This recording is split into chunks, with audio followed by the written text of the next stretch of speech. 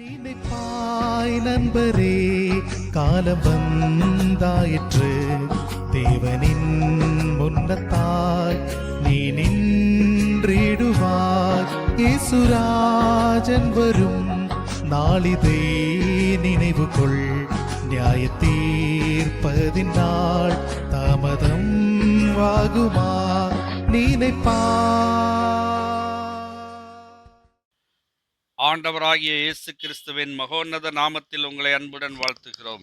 பரிசுத்த வேதாகமத்தில் யோவான் எழுதின சுவிசேஷம் 10ஆம் அதிகாரம் 17-18 வசனங்களில் நாம் இவ்வாறு வாசிக்கிறோம். நான் என் ஜீவனை மறுபடியும் அடைந்து கொள்ளும்படிக்கு அதை கொடுக்கிறபடியினால் பிதா என்னில் அன்பாயிருக்கிறார். ஒருவனும் அதை என்னிடத்திலிருந்து எடுத்துக்கொள்ள மாட்டான். நானே அதை கொடுக்கிறேன். அதை கொடுக்கவும் எனக்கு அதிகாரம் உண்டு. அதை மறுபடியும் எடுத்துக்கொள்ளவும் எனக்கு அதிகாரம் உண்டு. இந்த கட்டளையை என் பிதாவினிடத்தில் பெற்றுக்கொண்டேன் என்றார் என்று நாம் வாசிக்கிறோம். ஆண்டவராகிய இயேசு கிறிஸ்து தம்முடைய வாயின் வார்த்தைகளாக சொன்ன காரியங்கள் இவைகள். நான் என் ஜீவனை மறுபடியும் அடைந்து கொள்ளும்படிக்கு அதை கொடுக்கிறேன் என்று சொல்லுகிறார். எதற்காக கொடுக்கிறார்? எதற்காக தம்முடைய ஜீவனை அவர் கொடுக்க வேண்டும் என்பதை 11ஆம் வசனத்திலே வாசிக்கிறோம். நானே நல்ல மேய்ப்பன். நல்ல மேய்ப்பன் ஆடுகளுக்காக தன் ஜீவனை கொடுக்கிறான் என்று நாம் வாசிக்கிறோம்.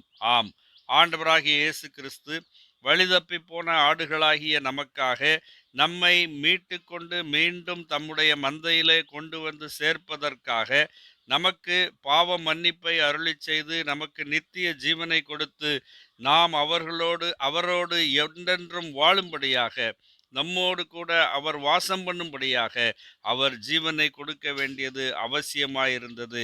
சத்துருவின் கையிலிருந்து நம்மை மீட்பதற்காக அவர் ஜீவனை கொடுக்கும்படியாக வந்தார். இந்த அதிகாரத்தை பிதாவினிடத்திலே நான் பெற்றுக்கொண்டேன் என்று அவர் சொல்லுகிறதை பார்க்கிறோம். ஜீவனை கொடுக்கவும் அந்த ஜீவனை எடுத்துக்கொள்ளவும் எனக்கு அதிகாரம் உண்டு என்று சொல்லுகிறார். இந்த அதிகாரம் எந்த ஒரு மனிதருக்கும் கிடையாது. இது தேவனால் மாத்திரம் செய்யக்கூடிய ஒரு காரியமாயிருக்கிறது. இந்த அதிகாரத்தை பிதாவினிடத்தில் பெற்றுக்கொண்ட ஆண்டவராகிய இயேசு கிறிஸ்து கல்வாரி சிலுவையிலே நமக்காக தம்முடைய ஜீவனை ஒப்பு கொடுத்தார்.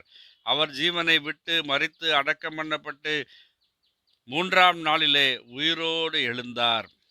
ஒருவனும் என் ஜீவனை என்னிடத்திலிருந்து பிரித்து கொள்ள முடியாது என்று அவர் சொல்லியிருக்கிறார். அருமையானவர்களே, நமக்காக தம்முடைய ஜீவனை கொடுத்த ஆண்டவரை, நமக்காக கல்வாரி சிலுவையிலே தம்மைத்தாமே பலியாக ஒப்பு கொடுத்த ஆண்டவரை விசுவாசித்து ஏற்றுக்கொள்ளுகிறவர்கள் எத்தனை பேர்களோ அத்தனை பேர்களும் தேவனுடைய பிள்ளைகளாகும்படி அவர்களுக்கு அதிகாரம் கொடுத்திருக்கிறார். இந்த பெரிதான பாக்கியத்தை நீங்களும் பெற்று தேவனுடைய பிள்ளைகளாகி அவரோடு கூட நித்தியம் வாழும்படியாக பாக்கியத்தை பெற்றுக்கொள்ள வேண்டும் என்பதே உங்களுக்காக நாங்கள் தேவனிடம் செய்யும் விண்ணப்பமாயிருக்கிறது. வழிதப்பின ஆடுகளாகிய நாம் அவரால் மீட்கப்பட்டு அவருடைய மந்தையிலே சேர்க்கப்படுவோமாக. ஆமேன்.